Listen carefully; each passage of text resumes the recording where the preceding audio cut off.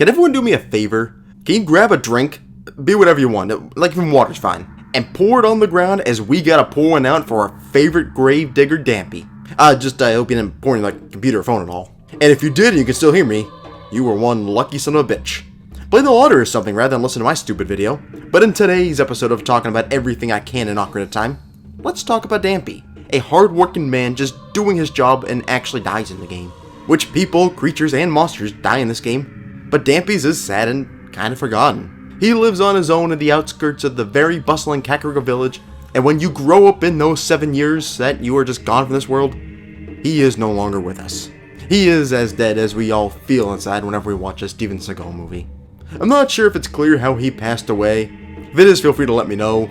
All the people who kind of reference it does say he just kind of died somehow, and if you go into his shack he has a note referencing that, and then also come check out his grave. So the exact details are unclear, but I don't think any of that's needed, as we still gotta talk about this guy. I feel for him. He was kind of a loner out there in the graveyard. Well, besides that one weird kid, which we may want to put on a watch list. But he was a nice guy, and let's talk about him and pay our respects. So who is Dampe?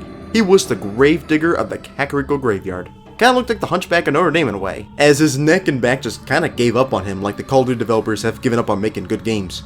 It doesn't seem like he's married despite there being a note on his Wikipedia page. And I can't say he's the prettiest guy in the world, as his head has been hit by too many baseball bats. But we can't really dig at him too much. He is a gravedigger after all, he's had more than enough digging. He has got himself a nice shack. Or I think. There really isn't anything in here. This is the kind of thing you would get with a low-paying job if you live in Tokyo. That's actually serious. Some of these Tokyo apartments are goddamn tiny. But he does have this diary, so he can write all about his depressing life. The music in this place is the same as the Deku tree. A dying tree which does actually in fact die. So, considering that Dampe dies, that's kind of dark. But he is nice. He runs a grave digging tour where you can find some fun loot.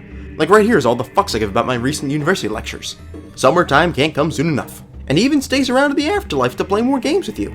Like you go and play Chase the Ghost, where you can also burn yourself constantly.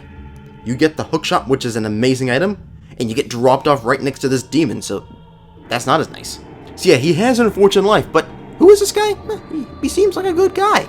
And that's why we got to pay our respects. He is a good guy.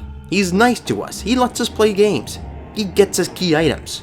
He wasn't really given much of a thought by others. One of the biggest villages in this game, if not the biggest, and he's basically an afterthought behind it. Except this one kid who just kind of walks around the graves and enforces order. The mask you give him too makes it look like he kind of smeared shit on his face. Which, for the record, that is a fetish, as everything is one. But yeah, it's kind of weird hobby for this kid to have. Just hang around the graveyard all day. Like, people can have hobbies, and some are gonna be weird, but we should probably put this kid on a watch list when we get older. Which is a good question. We did get older. Who does he grow up to be?